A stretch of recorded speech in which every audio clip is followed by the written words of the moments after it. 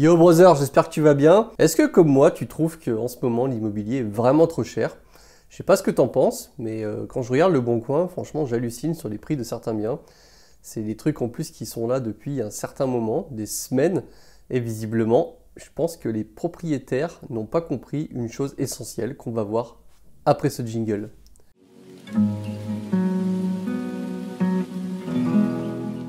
Il est vrai que l'immobilier là est assez cher par rapport, en tout cas par rapport au crédit qu'on est capable de contracter. Je vois bien la différence et je pense que je peux t'en parler assez librement puisque moi quand j'ai attaqué en 2015-2017, honnêtement les crédits immobiliers, je dirais pas qu'on nous les donnait comme ça, mais c'était presque le cas pour être passé tous les 6 mois à la banque. Franchement, j'ai jamais eu trop de problèmes pour avoir un crédit immobilier, à part quand ça commençait à être des gros montants ou qu'on est passé trop de fois à la banque au cours de la même année par exemple. Mais sinon, globalement, on nous accordait les crédits immobiliers assez facilement, à partir du moment, bien évidemment, où on avait un dossier bancaire qui tenait la route. Maintenant, ce qui se passe, c'est que avec le durcissement de l'accord des crédits bancaires, notamment pour faire de l'immobilier, le taux d'usure, les taux d'endettement, etc.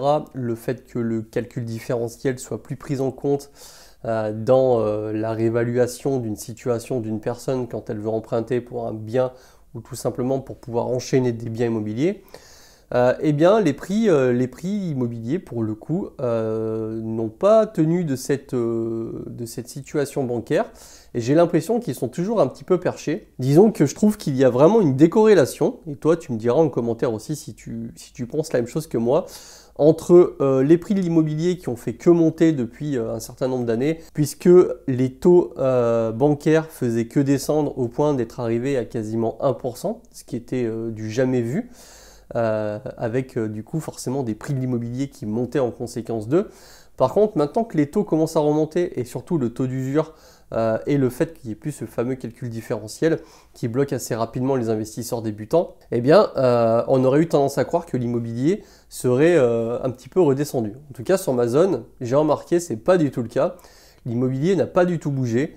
Les prix sont toujours perchés, c'est pour ça que je pense que certaines personnes, si ils ne se mettent pas à la page, vont tout simplement ne pas arriver à vendre leurs biens. Pour me connecter sur Le Bon Coin tous les jours et pour faire un petit peu le tour des appartements, des immeubles, j'ai des filtres préprogrammés.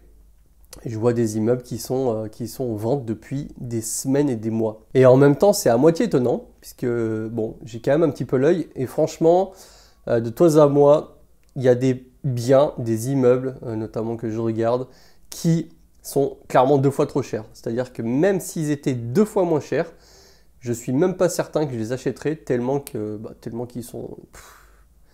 le bien est naze quoi. Enfin, je veux dire, faut être clair.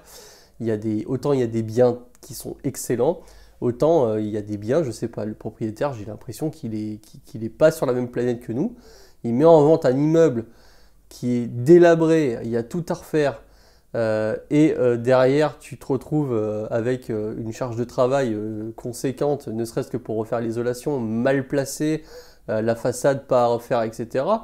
Et les mecs vendent ça quasiment, pas au prix du neuf, mais franchement beaucoup, beaucoup trop cher, beaucoup trop surévalué par rapport à ce que ça en vaudrait réellement.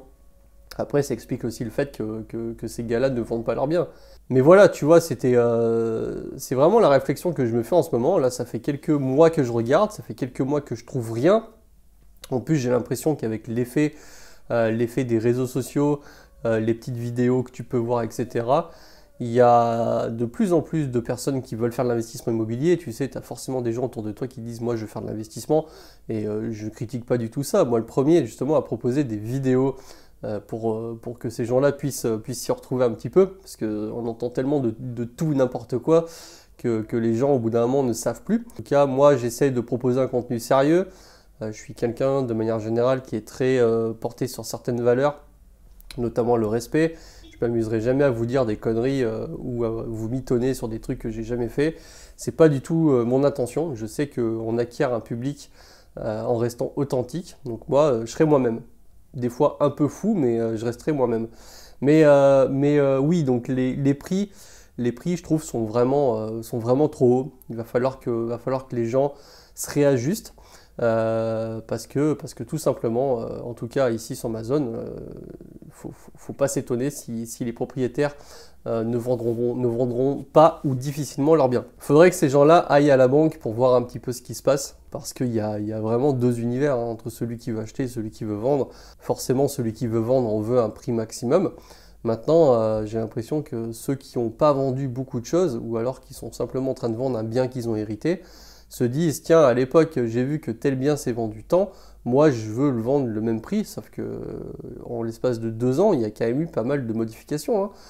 Entre début Covid et maintenant, les conditions bancaires sont bien plus compliquées. Après, pour autant, il ne faut pas désespérer. La preuve, moi, je suis toujours en train de regarder, et là, bon, j'ai toujours rien trouvé, mais prochain bien qui me tape un peu dans l'œil, je ferai une proposition.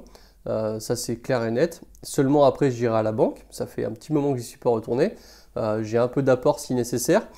Maintenant il n'y a rien qui me garantit à 100% qu'un crédit va être accepté. Alors qu'à l'époque je te cache pas que j'avais plutôt la conscience tranquille, je savais qu'on nous prêtait quand même pas mal. Maintenant à voir, je pense qu'il y a toujours des moyens de moyenner comme on dit. Suffit de présenter un bon projet.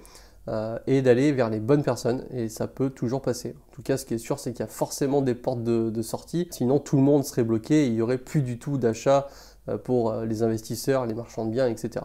Voilà, j'avais envie dans cette vidéo d'exprimer un petit peu mon ressenti sur les prix marché. On va voir, on verra un petit peu comment ça va se passer dans le futur. Moi, j'ai tendance à croire que les prix vont redescendre un peu, mais ça dépend pour quel type de bien, parce que j'ai tendance à me dire que, par exemple, le couple moyen français, alors il n'y a rien de péjoratif là-dedans, mais on va dire quelqu'un de normal en couple, va avoir une capacité d'endettement peut-être de 300 000, 400 000 euros. Donc ça sera un maximum. J'ai plutôt tendance à croire qu'on sera plutôt aux alentours des 300 000. Et dans le coin, j'ai vu pas mal de maisons à 400, 420 000 qui sont restées au prix d'il y a quelques mois, quelques années.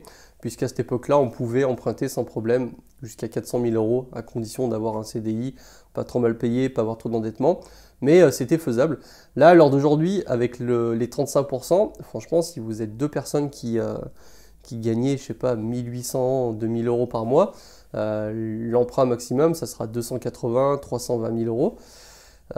C'est pas énorme, ça reste correct, mais j'ai tendance à me dire que les maisons de cette gamme-là, aux alentours des 400 000 euros, vont petit à petit baisser en prix. Alors que les maisons qui sont à 700, 800 000, 900 000 euros, foncièrement, je ne pense pas qu'elles vont bouger parce que tu sais, il y aura toujours une gamme de clients. Il y aura toujours des personnes qui seront un peu plus fortunées, qui pourront se le permettre, malgré les conditions bancaires un petit peu plus compliquées. On verra si ce que je dis, ça se réalise, ou en tout cas si ça tend à se réaliser dans les prochains mois, prochaines années, peut-être sur une échelle de temps, 2-3 ans. On verra un petit peu les prix du marché immobilier. Où est-ce qu'ils vont? Bien évidemment, ça dépend de la zone. N'hésite pas à me dire en commentaire si dans ta zone, tu trouves que c'est surévalué.